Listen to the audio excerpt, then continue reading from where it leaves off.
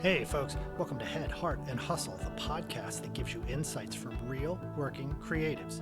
I'm Alan Plummer, your host, and as always, thanks for listening. Now, anyone with a side hustle or creative outlet can feel isolated from their friends, their family, and others around them who just don't get their passion. That's why Head, Heart, and Hustle exists, to help you feel motivated, learn, and just get a nice pick-me-up of creative energy from other people like yourself. Every episode, I interview a creative individual who doesn't just pretend to be creative. They've rolled up their sleeves and are producing great things because they need to.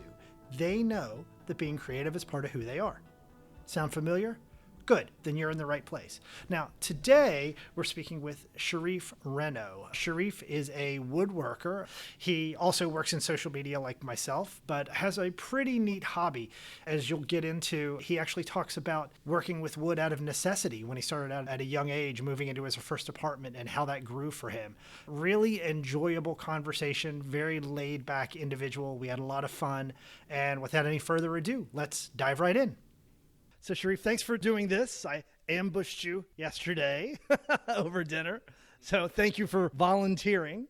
Yeah, no problem. I'll just say to folks as we're listening, we're actually doing this live. Some of my interviews I do over Skype, but we are sitting here at wonderful Walt Disney World in Florida on a very nice sunny day in late January, which is pretty nice to be away from home for a little while. You can't beat the weather. Yeah, exactly. We're here for a conference because we work in the same space, but that's not what we're here to talk about. We want to talk about your creativity and some of the side hustles and the projects. I use the term side hustle loosely, but some of the things you have going on in your life that are pretty darn interesting. One of the things I'd like to do is start by just asking people to introduce themselves and talk a little about who they are and what they do. So why don't we just start there? All right, great. My name is Sharif Renno, and who am I, really? Who are you?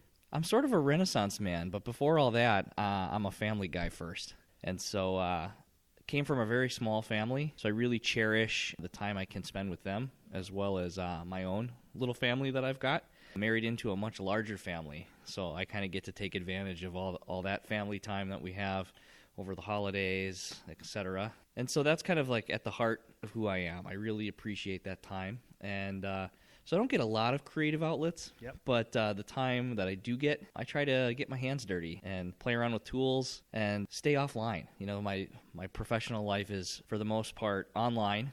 And always connected. And so in some of my downtime, I kind of like to check out and just kind of, I don't know, get back in touch, I guess. Yeah, right. Well, you and I both work in corporate environments is probably a good way to say that. So when you say you get your hands dirty with tools, exactly what does that mean? What does that entail? So I really love to play with wood, and I try to craft different pieces of furniture, different pieces of art. So like you can make a lot of really fun modern art from wood scraps that you might have laying around. Yep. And then you go online and you can kind of see what people are selling some of this stuff for, and it's pretty incredible. I'm not in it to try and sell any of this stuff. It's just purely for myself and for friends. And then on the smaller scale, dabbled into some pen making on a lathe. Wow. And so the pens, well, we'll talk about the pens in a minute, but I want to talk about some of the wood first. Sure. So this is the obvious question. In high school, were you like enamored with shop class? Is that where this started? No, actually, quite the opposite. All through, I would say, high school and elementary school, middle school, etc. I was way into like drafting. So I was doing a lot of CAD designs and kind of the T-square and triangle, sketching it out, and I thought I was going to go into that field. It never happened. In high school, I kind of gravitated towards band, of all places. Yep. So that was kind of an outlet for me. You were a musician. What'd you play? I played percussion. I played drums. Okay. Oh, you're a drummer. All right. Yeah, for about 4 or 5 years, I played drums. And then I played high school soccer as well. So not all that involved in sports, but I always kind of had soccer as a way to keep active. Also got very much into cycling during that period of time, too. My first job ever was in the community bicycle shop, and I ended up staying there for over 10 years. That's kind of fun. I was a diehard road cyclist before we adopted my son. Oh, very cool. I enjoyed it. There's no way you can do that with kids, though. I couldn't. I used to go out and do 60 or 80 miles on a weekend, and that's not feasible with little ones. Yeah, it's tough. I miss it. We try to make the time, so my wife and I trade off. We share that passion. Right. So she'll have the kids for a little bit of time. I can get my 2-hour Sunday ride in or what have you. Awesome. Yeah. But you did play instruments as a kid, so you did have some kind of a creative outlet in your family and touch into that in addition to the sports. So that's awesome. So what made you decide to start into woodwork? How did that idea come about? My first apartment. So necessity? Yeah, this total necessity. I had to furnish this whole place, so there's certain things that you can't build, like a couch or a bed. Right. But I was like, I could probably handle the entertainment center and the tables and all that kind of stuff. I went to a lumber shop and I went to a bulk steel place to get some pipe and ended up kind of building my first furniture set. It was like an entertainment center, coffee tables, end tables. That's ambitious for like a first project. When I'm thinking first project, I'm like a bench, right? No, like a 2x4 with 2 legs. It was super simple design. So it was a top, a center with holes drilled in them for the legs, and you just cut the steel. I'm already lost. You've already confused me. You start drilling into, no, I'm done. Yeah, that's too much. It was an afternoon worth of work. Really? And turned out really, really well. How did you find the plans? Was it online? No, in my head. Oh, really? Yeah. So you were just like, I'm building Remember this. I said I like to sketch stuff out, I know. right? So I like to kind of pencil stuff out and make it work. We'll figure this out as we go. We will figure it out as we go. Figure it out. And then I kind of, from there, graduated into our first home, which was a 110-year-old historical home with everything wrong with it. Okay. And so out Shocking. of necessity again, right, Yep. I had to figure out how to do all this stuff because I didn't have the means to be able to hire a contractor every time I needed something done. Right. So when you moved into the house, was it more furniture? Did you start doing like woodwork on the house itself and some things there? Was it a mix of the two? a little bit of both. Okay. Yeah. So, the first big project tackled from a woodworking perspective was to try and figure out a way to build up the mantle to kind of hide in some of the wiring for a TV that we mounted up above. Okay. So it really made like an elaborate crown molding kind of piece and all kinds of trim work and stuff like that. But yeah, some other furniture pieces that ended up fitting that home better. I don't know that I'd have the confidence to take stuff like that on. Like, I do some handyman stuff around my house, but there's always this voice in the back of my head that's afraid I'm going to screw it up worse than it was before. That's part of the fun. I guess it is. I don't know. I'm that Maybe guy it's just my anxiety. Yeah, I'm the guy that ends up at Home Depot 4 times in a day because I forgot something or I busted through something. And it's all part of the process. It's all about learning. So you started out making furniture. You said you moved into art. What kind of things are you working on now? Right now, different wall hangings and different pieces like that. So you can do a lot with clamps and glue and cutting different woods and putting up or applying different stains to like the grain ends of it. Right. You can kind of put them in different patterns and make checkerboards or very obscure type of things. Very cool. And so that's, again, out of necessity. I could go buy all this art. I'm like, you know what? I could spend an afternoon, do this myself, and it's going to look really great. People are going to come over and be like, wow, where'd you get that? And be like, oh, we just kind of made it. $500 and it's yours. Yeah, right. Yeah, I haven't sold any of this stuff. It's more for myself. And no desire to. Not really, not at this point. How do you decide what kind of projects you want to create? So is it the artwork? I totally get it. The furniture type of stuff, is it based on a need in the house, or do you make things for friends, or do you look at it and say, I haven't really done a chest of drawers yet, so I'm going to tackle that? What's your methodology there? It's purely out of need right now. And so, I'll kind of, hey, what's the next piece that we want to buy, or what room needs something? And I'll take a look at it and see if it's something that I can kind of tackle, and I'll give it a go. And typically it's turned out. I've had a few pieces that you kind of just scrap and you're like, that was a good run. But other than that, is there anything that you've hesitated from trying or said, I'm not quite ready to tackle that one yet? Really high-end finish carpentry is something that I'm still a little bit nervous on. Okay. And so I know I've got a cabinet project coming up for a kitchen remodel. Yep. And I'd really like to be able to extend these cabinets up to the ceiling and then kind of top them off with some really robust crown molding and kind of make a real big impact there. But there's a lot of different angles on the cabinets, and I can get the 90 degrees just right, but there's a lot of 45s or 20s or something like that. And I just don't have the confidence there. I'd probably lose 4 to 5 pieces of 8-foot crown molding before I got it right. So it's probably more cost effective for me to hire that out. But some of the more simple things, got a pretty good grasp on. That's very cool. So since you've evolved into creating this stuff, right, I'm going to guess that maybe you didn't go out and just spend hundreds and hundreds of dollars on all the tools. Do you work in your garage? Do you have a workshop? Where do you kind of do a lot of this? So there's 2 places. We've got quite a bit of space in the garage to kind of putz around. Okay. But I'm really grateful to my in-laws. And so my father-in-law has a very deep passion for woodworking and pretty much has every tool under the sun and an amazing wood shop with like a vac system and everything. That's awesome. And so, he's kind of let me know that anytime I would like to work on something, I can come over and hang out with him and we can get stuff done. And it saves you the money from saying, I want to do this project, but I don't have the tool. Let me go drop. Right. Because woodworking tools are not cheap. Not at all. But there's also been the case, too, where we've tried to, I wanted to do a project, and it's like, hey, I need this nailer or this whatever. And he'd be like, hey, I'll get it. You can use it whenever I want. Right. Right. Like, sweet. Thanks, Dad. Yeah, exactly. All right. So there's been some of those trade-offs too. So you talked a lot about family, right, and how important family is. One of the things I think that's challenging for anybody that has side projects or creative passions like this is a sense of balance, right? Because we all have jobs. We need to put food on the table. We all have families that are important to us and need to spend time with them. And we also know that working on things like this are really fulfilling for us. How do you juggle all that? What's that time management look like for you? I would say there's two sides. So I totally agree and believe that family first, and you got to have that time, especially on the weekends. You're working all week. When you come home on the weekends, that's kind of your time. Right. However, the kids need some decompressed time too. So my kids are of the age where they're not quite doing naps anymore, but they still need some time to just be by themselves and just kind of collect themselves. And so we can avoid that meltdown stage in the afternoon. And so usually during that time, I have a couple of hours where I can kind of go do my own thing. Yep. But I'm also kind of a night owl. So I like to work late, especially on some of the projects that I'm kind of working on in my garage. After everyone's in bed, I can kind of catch up on a little bit of work email if I need to. And then when that's done, I can go putz around for a couple of hours in the garage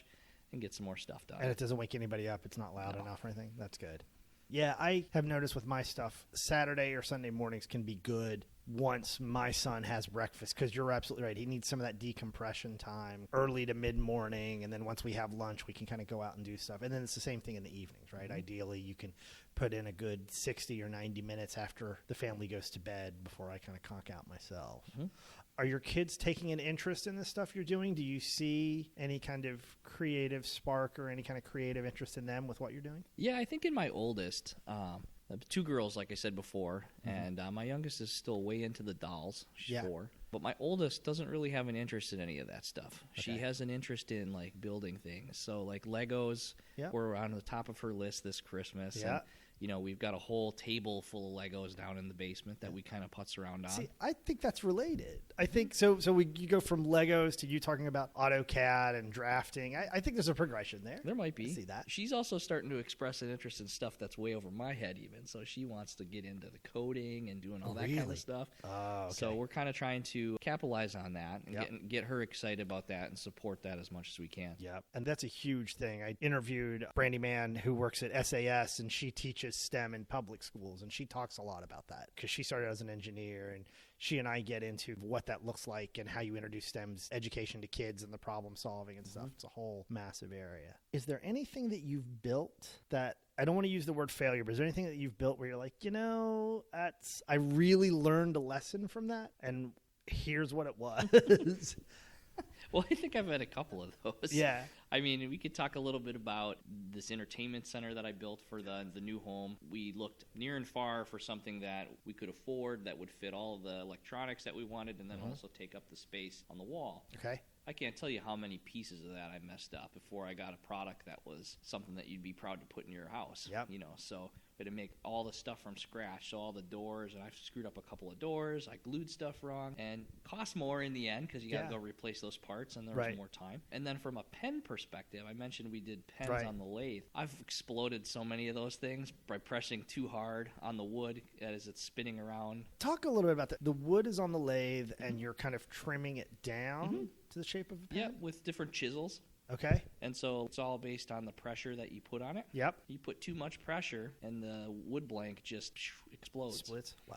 Yeah. That's kind of neat. And are the pens, I'm trying to envision what they look like. Are they pens with kind of fountain tip nibs? What are they? Is that what they are? Yeah, I mean, you could do fountain pens. You could do ballpoints. Most of the stuff that I've done would be like a roller ball or a ballpoint. Okay. I just don't have a practical use for a fountain pen. Yeah. Although they do look kind of cool. Yeah. Right. But I've done some as thick as a cigar. They're actually called cigar pens when you order them from Rockler or Woodcraft. Those are the two places you can order pen kits online. Right. And then some smaller ones too. In fact, those are usually my go-to gifts for work gifts. So if I'm going to give my boss a present or my team a present, that's usually something that I would do for them. Have you ever thought of expanding from wood into metals or any other kind of medium, or have you always just kind of liked the tactile sense and kind of the idea of the grain of the wood and it being natural?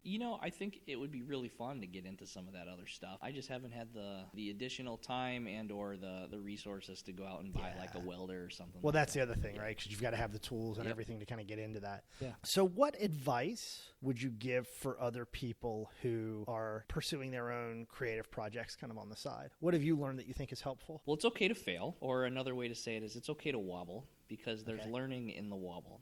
So that's where you learn. If it's perfect every time, you're never going to get better at it. You're just going you'll be able to crank it out quicker, but you're not going to take anything away from it and be able to do something different next time.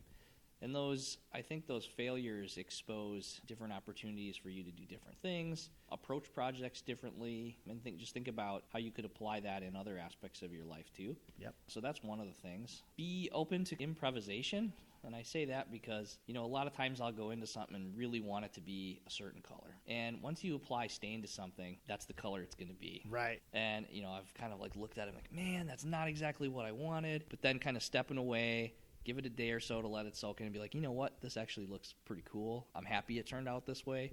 And I've had a lot of those. So things just don't turn out exactly the way you want them. Mm-hmm. And that's okay, because you still made it. It's still there. It still looks great to anybody who encounters it or sees it. Right. And nobody would know that it was an error except you. So kind of letting that stuff go. Not being a perfectionist then. Yeah, I think so. One of the things I like to ask people as well is how they would define creative success. It's a deep one. It is, right? Creative success. Oh, man. I think that you feel fulfilled in the work that you're doing. So you gave up your time. You are enjoying the process as you create something. And at the end, be willing to be proud of what that time went into creating. And be willing to then share it, so be willing to talk about it or teach someone or kind of share, hey, I had a challenge here, or even be willing to reach out. Say, you know what, I'm really struggling with doing this aspect of this project. Do you have any input? Right. And the collaborative effort to kind of get that finished or built would also be success in my mind. Yeah, I think there's something to be said. You talked about enjoying the moment and enjoying the process. It's funny because it's very different than what we're taught as kids and what's portrayed in the media as being successful and that kind of stuff. And it's definitely the opposite of instant gratification. So you're not going to get the product immediately. Right. It might take you several weekends to make this. It might take you 4 trips to Home Depot on a Sunday. But like you said, in enjoying the process and in the end kind of feeling that sense of accomplishment that this was something that you did. It wasn't IKEA. Yeah. And IKEA has its place sometimes. Right, absolutely. I have IKEA furniture in my house for 2 reasons. 1, I can't do what you do. And 2, I have a 5-year-old that's very hard on furniture. Sure, absolutely. So yeah, absolutely. Well, let me ask the last question. One of the things we like to ask folks is how people might reach you. By all means, if someone wants to see some things, they can certainly look at, my Instagram feed, follow me on Twitter. Right. You can take a look at that. But it's more folks that are a part of my inner circle. Yeah, it feels, what I hear is this kind of idea, it's really personal to you. Yeah. In many ways, which I think is absolutely fair. Yeah, I do like to share pictures of the journey.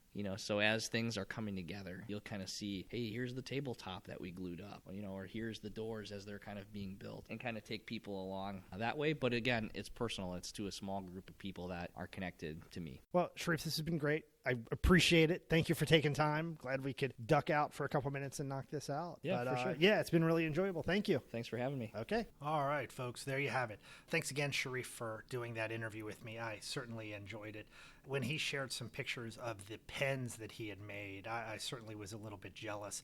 I'm a bit of a pen geek myself, and they're really nice looking stuff. In fact, all of his furniture is. I have a great respect for what he does. I certainly could not do it. I don't know about you, but hats off to him, man. Anybody that can furnish his own house is aces in my book. So thanks so much for that, Sharif. Let me say that if you'd like the episode, do us a favor and rate us or write a review on iTunes or another podcast directory. And in fact, if you email us a screenshot of your review with your name and address, I'll send you a few stickers as my way of saying thanks.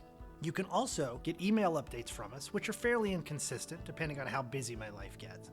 Visit headheartandhustle.com/newsletter to sign up for those. And also, you can find us on the web and all over social media. You can find us at headheartandhustle.com. We're also on Twitter, Facebook, Instagram, even LinkedIn and Google+. Our logo was created by Meg Shearer. If you're digging that, you can find her work on Society6. Just look her up. You can actually also find stuff with our logo on it on Redbubble. Search Head, Heart, and Hustle on Redbubble, and you can get t-shirt, coffee mug, stickers, anything you would possibly want with our show's logo on it. So check that out as well. The music you hear each episode was written and performed by the band Starch to Sugar. You can check them out at starchtosugar.com and on Facebook. Lastly, if you're interested in being interviewed for a future episode of the podcast, contact me at headheartandhustle@gmail.com. Thanks for listening. Now, go build some furniture.